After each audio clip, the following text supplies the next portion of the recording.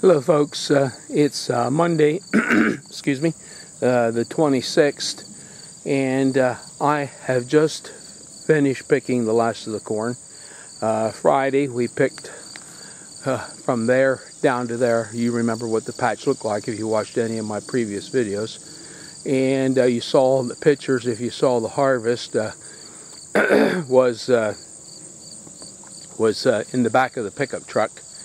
And my brother got that, and my sister got, and the fellow that comes to help me one day a week, got the rest that was in the front.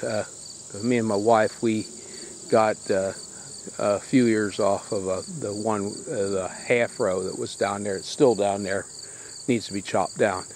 But personally, I don't eat much corn. Not that I don't like it, but it messes my blood sugar up. This year, out of all the corn I have, and you can see what I just picked, this is the finishing here. I got two, just about 2 5-gallon buckets there. I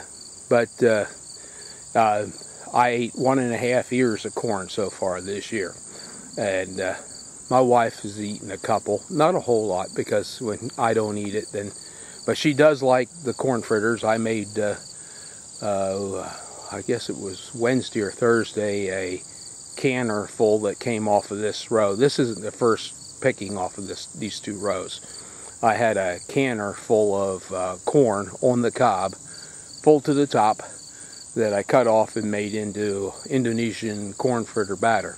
Now what I'm going to show you here is, and I'll try to be quick, is I don't spray my beans, I don't spray my corn. Yes, the ears aren't perfect sometimes. They've got little creepy crawlers on them, but you cut the corn off around it, and you know, in Japan they actually pay more money for stuff in the produce center at the markets that have holes in the leaves, because they know it's safe to eat. But when you grow beans and you grow corn, you can see here, as soon as my brother was done, I came up here and cut it down, which I'm going to show you me doing, and I tilled the stalks into the ground. I want to break the life cycle like I do with the beans. I pull them and I pick the beans and then I till them under. I don't want the insects to come to the completion in adulthood. So what I'll do is, I will show you here, I cut them down.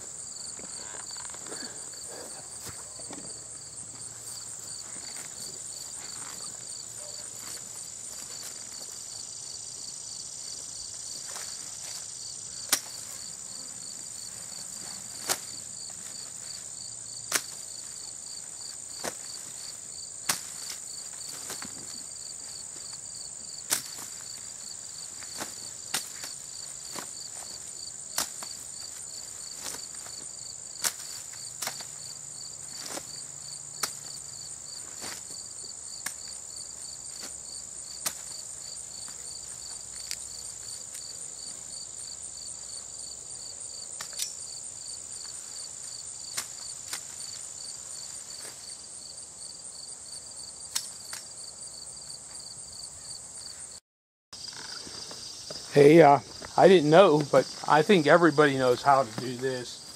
This is something that I even think people in the city know how to do. But just in case, I was told that there were people that didn't know milk came from cows. And that almost seems impossible for me. There's a nice ear. And that they thought chocolate milk came from brown cows. And then I saw where a school principal didn't even know who the basic history, like who was the president and things like that. So just in case you ever get an ear of corn and you don't know how it's husked, you know, yeah, I always break the tip off. That helps get rid of some of the silk. And this is a new a variety that everybody seems to like. It's called Gold Nugget, and yes, it is a hybrid. The other year I grew the Gold Cross Bantam. It's what we grew up with. But the person that got the corn did it up and cut it off the cob, and I got 3 5-gallon buckets full of corn they took out of the freezer, and they told me their family wouldn't eat it. So it became duck food. But this corn is really nice and sweet, and so far you can see, even being organic and not sprayed, I don't have too much problem.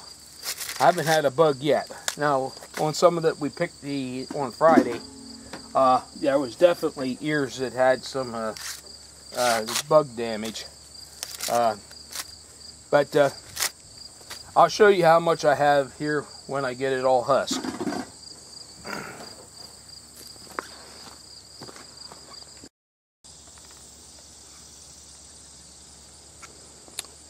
Don't know if you can see that or not, but there's my canner, and it is full to the top. And here we still have don't know if that's going to show up, we still have better than half a 5-gallon bucket, so that means I'll have to do this one and let this cook it and let it cool, and give it a 10 to 15 minute boil, and then cool it down, and I'll cook this up. Here at the Parker homestead, nothing goes to waste, and grass clippings, and I mow so that I can give the chickens grass. They just, and here you can watch them, they just love the corn silk. It's kind of sweet, and of course there's the squash peelings in there from this morning, and just look at those gals eating that corn silk. Oops, oh, she tried to get away from the camera. There, but she's wolfing it down. And so is the rooster. And those are the two dominant ones, the old hen, and the rooster, and the other hens are some I hatched out this spring in the incubator. But and you want to really see something, I'll show you a little later after I cut the corn off the cobs. But I knew these girls were waiting for this. They love when I do corn, because let's look at them eating that silk. Nothing goes to waste, or should go to waste. Remember to recycle if you can. There's always a use for something. Just try to find out what it is.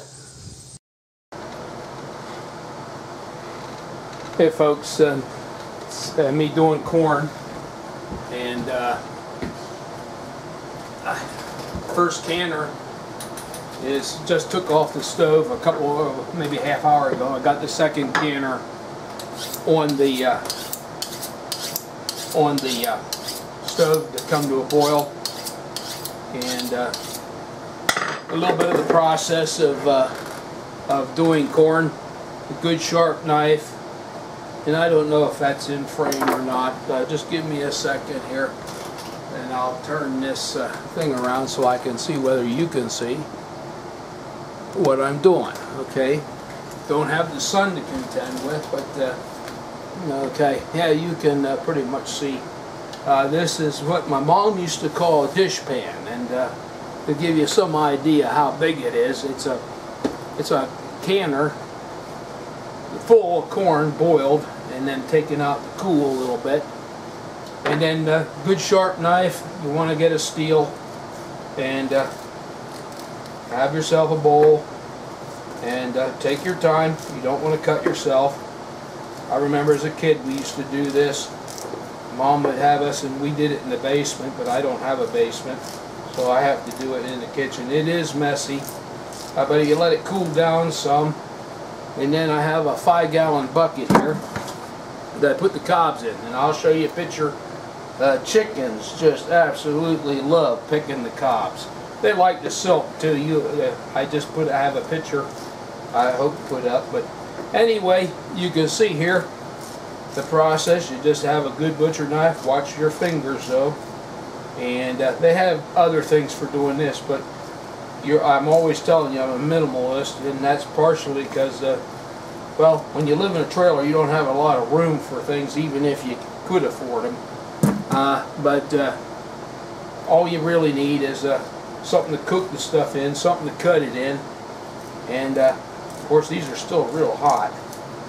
And I'll show you when I get the next batch off how much is left. But that's about half of what this is.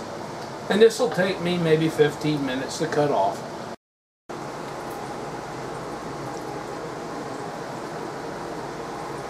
This is another clip for the documentary of doing corn. You can see that pan there, the size of that, and that was full. You saw the picture before, and that's what is left after you cut it off the cob.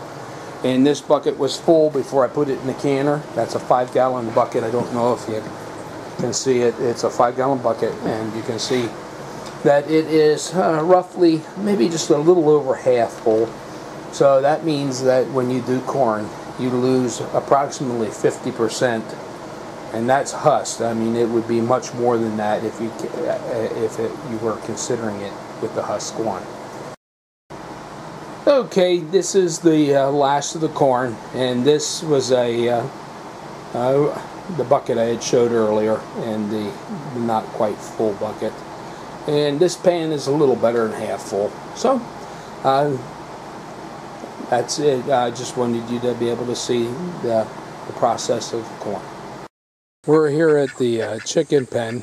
She was waiting at the door. They know when I come out with a bucket that it usually means there's garden scraps. I got the 5-gallon bucket almost full of corn cobs and squash seeds and stuff from putting squash in the dryer this morning. And we'll see what they think about corn on the cob, or corn off the cob. But excuse me for looking down, but my old hen, she's right there already, and you can see she's going to work. I always am fascinated how they they're fun to watch. Nothing goes to waste on the Parker homestead. There's a couple that are still bashful, but the rooster, he's not bashful. But that older hen, she rules the roost. I'll tell you what, she even runs him around. But yep, corn on the cob. Okay.